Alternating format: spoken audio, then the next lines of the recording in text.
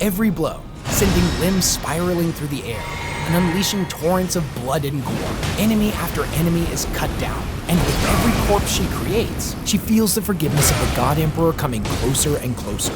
The worst sin that a Repentia can make is fleeing from battle. It is the ultimate act of cowardice and betrayal. It is to spit directly in the face of the God Emperor and to reject his offer of forgiveness. Such a crime is met with a truly horrific punishment. The deserter is placed into a cruel machine known as a mortifier engine. Now, much like the penitent engine, which we'll cover momentarily, it is a bipedal war machine wielding devastating melee weapons. The sister is blindfolded and sealed inside the armored soundproof sarcophagus. She is then bound to the point where she can't even move. She will then be hooked up to the coffin's neural agonizer array. His Tesla started detecting that pedestrians were nearby when he was in a cemetery.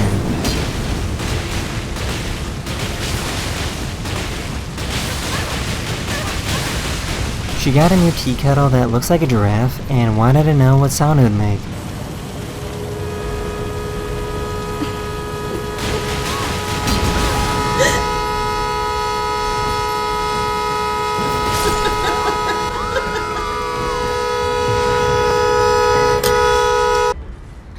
Now, we have one of the missing Primarchs, whose superpower is his ability to play hide and seek. Still haven't found him.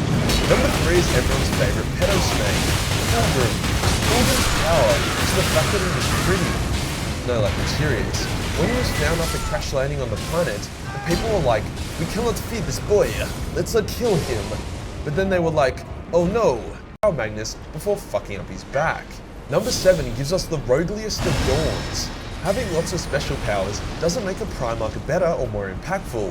The fact that Dawn only has one subtle power, that being his ability to silence and push back the Walker with willpower, doesn't make him as weak as Rabo, who has like 4 or 5 powers. In fact, it's the opposite. By Rover not having innate OP powers, he has to work harder to improve himself, hence why he's a top-tier swordsman, commander, and an all-round dude, even compared to the rest of the Primarchs. On to number 8.